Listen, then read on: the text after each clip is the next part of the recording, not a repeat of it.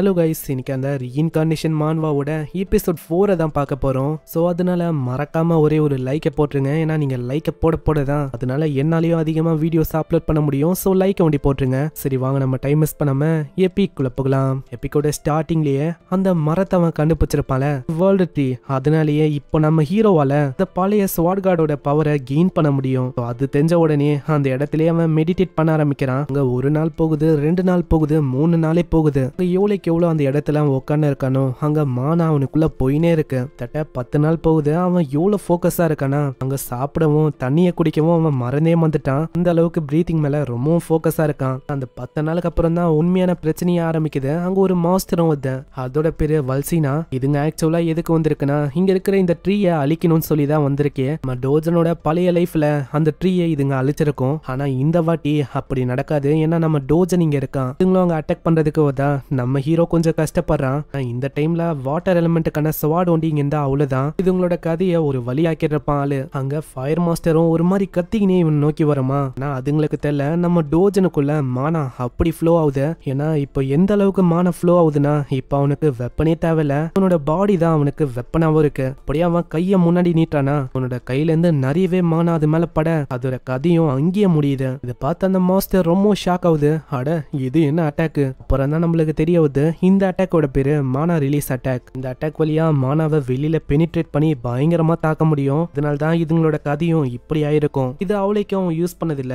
ரொம்ப வருஷம் கழிச்சு இப்பதான் அதை யூஸ் பண்றானே. ஆனா இன்னமும் அந்த மாஸ்டர் சும்மா அடங்கலையே. அங்க பயங்கரமா ஃபயர் அட்டாக்க வச்சு தாக்குதான். அந்த இடத்துல நம்ம டோஜன் அவனோட மானாவியே ஒரு ஷீல்டா பயன்படுத்த அங்க ஒரு அட்டாக் கூட அவன் மேல படவே இல்லை. நம்ம ஹீரோக்கு நல்லாவே புரியுது அவ்வளவுதான் நம்ம வேர்ல்டு ட்ரீயை சேவ் பண்ணிட்டோன்னு. என்னமோ ஒரு 2 மாஸ்டர் இருக்கும். அது அடங்காம ஒரு பெரிய அட்டாக்க பண்ண போகுமா. நம்ம ஹீரோ யோசிக்காம வாயிலேயே ஒண்ணு போடுறான். அது பண்ண அட்டாக்கும் வாயிலேயே வெடிய அதோட கதையும் அங்கேயே முடியுது.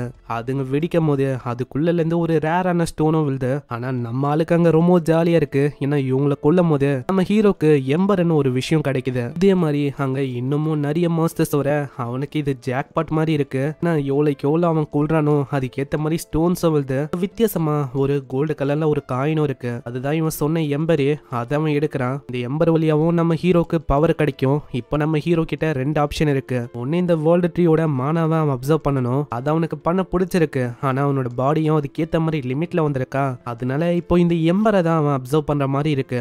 எம்பர்லயும் ஃபயருக்கான ஆட்ரிபியூட் இருக்குமா. அவன் அப்சர்வ் பண்ண அவனுக்குள்ள ஃபயருக்கான ஆட்ரிபியூட் அப்படியே கொழுந்து விட்டு எரியுது. ஆனா இதுக்கு முன்னாடி எல்லாம் நம்ம டோஜன் எந்த அளவுக்கு பவரா இருப்பானா அவனுக்கு இந்த எம்பர்லாம் ஒன்னும் தேவையே இல்லை. ஆனா இப்போ வந்து அவனுக்கு தேவை. ஏன்னா சும்மா இல்ல. ஏன்னா இவன் பக்கத்துல கொண்டால மாஸ்டர்ஸ. அதனால 1 இல்ல 2 இல்ல கிட்டத்தட்ட 10க்கும் மேல நிறையவே எம்பரும் நிறையவே ஸ்டோன்ஸோட ஜாக்பாட்டே இருக்கு. நிக்ஸின்ல என்னன்னு தெரியல நம்ம டோஜன் வீட்டாண்ட ஒரு ரிஃப்ட் வந்திருக்கும்ல. அங்க மீடியாவா இருக்கு. நிறைய பேரு அதை தான் ரெக்கார்டும் பண்ணிருக்காங்க. அதான் ஏஜென்ட்ஸ் தடுத்தாலும் அங்க மீடியா அடங்காம ரெக்கார்ட் பண்ணிக்கினே தான் இருக்கு. இந்த சைடு சியோங்கோன்னு ஒருத்தனுக்கான். அவன் ரொம்ப கடுப்பா இருக்கான். நான் யாரை கேட்டு அந்த டோஜன் அவன் வந்து அதுக்குள்ள போனான். அட என்ன நீங்க அவனோட சின்ன சிஸ்டரை ப்ரொடெக்ட் பண்ணுன்னு சொல்லி தான் அவன் உள்ள போயிருக்கான்னு நினைக்கிறேன். நான் சியோங்க அதை கேட்கவே இல்லை. அவனை யாரு உள்ள போக சொன்னா? என்னோட கணக்கு படி பார்த்தா அவனுக்கு தெரிஞ்சிருக்கும். என்னன்னா ரீசெண்டா ஒரு ரூமர் பரவின்னு இருக்கு. இந்த மாதிரி ரிஃப்ட் அப்பியர் ஆச்சுன்னா அதுக்குள்ள நம்ம போனா நம்மளால ஈஸியா அங்க அவிக்னிங் ஆக முடியும். அதுக்காக தான் உள்ள போயிருக்கான்னு நினைக்கிறேன். அங்க இவங்க 2 பேருக்கும் கில்டு வழியா ஆர்டரும் வந்திருக்கு. இப்போ ஃபர்ஸ்ட் வேவ் வந்து வரப்போதான். அதனால இவங்க 2 பேரும் இங்கே இருக்கிற மாதிரி தான் இருக்கு.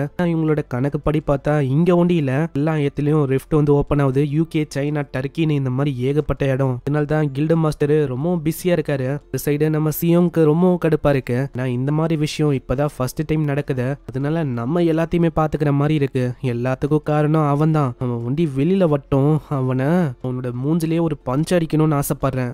புதுசா ஒரு ரிஃப்ட் வந்தோம். கிட்டத்தட்ட 28 நாள் ஆகுது. ஹீரோ அசோசியேஷன் படி பார்த்தா மாஸ்டரோட வியூஸ் எப்ப வேணா வரலாம் அப்படின்னு சொல்லி ஃபர்ஸ்ட் எல்லாத்தையும் குத்துறாங்க. அதே மாதிரி மக்கள் யாருக்கும் தெரியக்கூடாதுன்னு சொல்லி நம்ம டோஜனோட பேரை மிஸ்டர் எஸ் அப்படின்னு தான் நியூஸ் மீடியான்னு பரவி இருக்கு. இது எல்லாத்தையுமே அந்த பாஸ் காரனும் பார்த்துன்னு இருக்கான். பாஸ் கிட்ட இன்னொரு பர்சனை வந்து சொல்றான். பாஸ் நாங்க கன்ஃபார்மே பண்ணிட்டோம். மத்தவங்க சொன்னபடி பார்த்தா அது டோஜன் தான். சரி, அதை விட நீ வந்து என்ன யோசிக்கிற? நார்மலான பர்சன் உள்ள போயிட்டா அவனால வெளியில வர முடியுமா? அதுக்கு அவரும் சொல்றாரு, கிட்டத்தட்ட 1% சான்ஸ் இருக்கு. ஆனா 1% தப்பு, 0.1% தான் சான்ஸ் இருக்கு ஒரு சிவிலியன் உள்ள போனா. மத்தவங்களை பொறுத்த வரைக்கும் நம்ம டோஜன் ஒரு சிவிலியன் தான். ஆனா நம்ம பாசக்காரன் இவனுக்கு நல்லாவே தெரியும் இந்த பாசக்காரனோட மத்த ஆளுங்களோட நிலைமையை எந்த அளவுக்கு மோசமாக்குனான்னு நம்மளுக்கு தெரியும். அதனாலேயே அவன் சொல்றான், சரி இப்போ வந்து அவிக்கனான ஒரு பர்சன் அவன் அந்த ரிஃப்டுக்குள்ள போனா அவனுக்கு பாசிபிலிட்டி எவ்வளோ இந்த சர்வே ஆகுறதுக்கு? இப்போ நீங்க சொல்ற மாதிரி அவிக்கன் பண்ண பர்சனே உள்ள போனாலும் அது அவங்களோட ரேங்க் வச்சு தான் டிபெண்ட் ஆகும் அவங்க எப்படிப்பட்ட ஆளுன்னு. ஆனா அதை வச்சு நம்மளால சொல்ல முடியாது, ஏன்னா அதுவே கொஞ்சம் கஷ்டமான விஷயம் தான். எனக்கு புரியுது, என்னதான் ரேங்க் அதிகமா இருந்தாலும் ரிஃப்டுக்குள்ள சர்வே பண்றதுன்னு வந்துட்டா அது வந்து டிஃப்ரெண்டான விஷயம். ஃபைட்டிங், சர்வைவல், சரி அது இருக்கட்டும். இந்த மாதிரி அந்த டோஜன் அவன்கிட்ட 2 ஃபேமிலி மெம்பர்ஸ் இருக்காங்க தானே, ஒரு பாட்டி ஒரு யங்கான ஒரு பொண்ணு. ஆமா கரெக்ட் தான். அவங்கள வச்சு நீங்க என்ன பண்ண போறீங்க?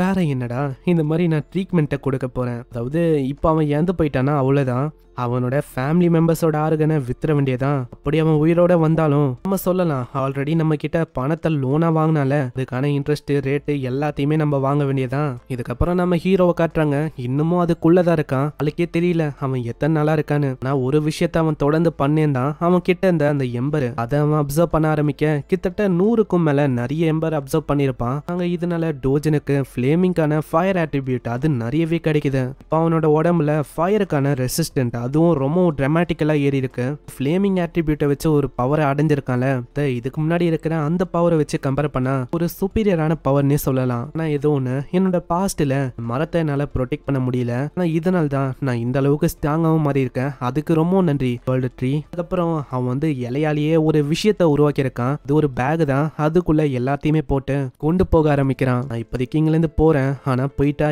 என்னால உன்னை பார்க்க முடியாதுன்னு நினைக்கிறேன் வேர்ல்டு ட்ரீ. ஆனா நீ எதுக்கும் கவலைப்படாத, ஃபியூச்சர்ல ஏதாச்சும் பிரச்சனை வந்தா கண்டிப்பா நான் வருவேன் உன்னை காப்பாத்துறதுக்கு. அதுக்காக நான் என்ன வேணாலும் பண்ணுவேன். இதுக்கப்புறம் அவன் ரொம்ப நாள் கழிச்சு அந்த ரிஃப்டை விட்டு வெளில வரான். அந்த இடத்துல 1 கிலோமீட்டர் அளவுல எந்த விதமான பிரசன்ஸும் இருக்கிற மாதிரியே இல்ல. யாருமே என்ன யோசிச்சிருக்காங்கன்னா, நம்ம டோஜனு அவன் எந்த போயிட்டானே யோசிச்சு இருக்கிற மக்கள் எல்லாரையுமே அவங்க எவாக்குவேட் பண்ணிட்டாங்கன்னு நினைக்கிறேன். அவங்க திடீர்னு ரொம்ப ஸ்ட்ராங்கான ஆறா இருக்கிற மாதிரி அவனுக்கு பிரசன்ஸ் ஃபீல் ஆகுது. அந்த இடத்த நோக்கி டோஜன் செம்ம வேகமா போறானா, அங்க அதே ஆளுங்க தான் நம்ம சியோங்கு அங்க இன்னொருத்தரப்பால அவன் இருக்கான். சியோங்கு நம்ம டோஜன் மேல இன்னமும் கடுப்பா தான் இருக்கான். பின்னாடி ஹீரோவும் பாத்துக்கினே யோசிக்கிறான், என்னோட கணக்கு படி பார்த்தா இவங்க எல்லாருமே அதே ஆளுங்க தான் நினைக்கிறேன். இந்த கேட்டை ப்ரொடெக்ட் பண்ணணும்னு சொல்லி தான் நிக்கிறாங்க.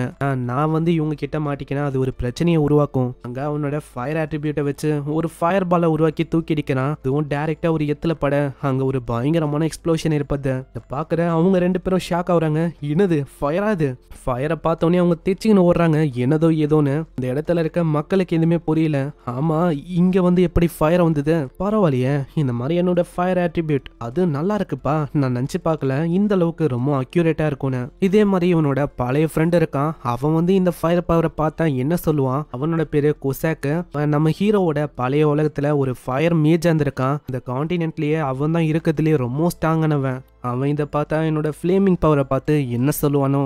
இதுக்கப்புறம் அவங்க 2 பேரும் அந்த ரிஃப்டை பாக்குறாங்க. அந்த ரிஃப்ட் அப்படியே மறைஞ்சு போகுது. பாக்குறவங்களுக்கு புரியல, அங்க ஓடி போறாங்க. அங்க ரிஃப்டை காணோம். அட ரிஃப்ட் என்ன திடீர்னு மஞ்சு போகுது? இந்த இடத்துல நம்ம ஹீரோக்கும் கொஞ்சம் கவலையா இருக்கு. ரிஃப்ட் வந்து மஞ்சு போயிடுச்சுல, இதுக்கு மேல அவனால அந்த ட்ரீயை திரும்பவும் பார்க்க முடியாது. அதனால கொஞ்சம் கஷ்டப்படுறான். சோ பார்க்கலாம் நம்ம ஹீரோ இதுக்கு மேல என்ன பண்ண போறான்னு. ஏன்னா இப்பதான் ஃபிளேமிங் பவரோட முழு பவரையும் அவன் அடைஞ்சிருக்கான். இன்னமும் அவனோட பவரை முழுசா காட்டவே இல்லை. எல்லாமே ஒரு 5% 10% தான். சோ பார்க்கலாம் என்ன ஆகுதுன்னு. சோ மறக்காம வீடியோக்கு ஒரே ஒரு லைக்கை போட்டுருங்க. அதே மாதிரி இப்பதான் நம்ம சேனலுக்கு வரீங்களா, சப்ஸ்கிரைப் பண்ணிக்கோங்க. நான் அப்பதான் இதுக்கப்புறம் வர ஒரு எபிசோட உங்களை தேடி வரும். நான் உங்களை நெக்ஸ்ட் எபிசோட்ல சந்திக்கிறேன். தேங்க்யூ ஃபார் வாட்சிங். சாய்னாரா.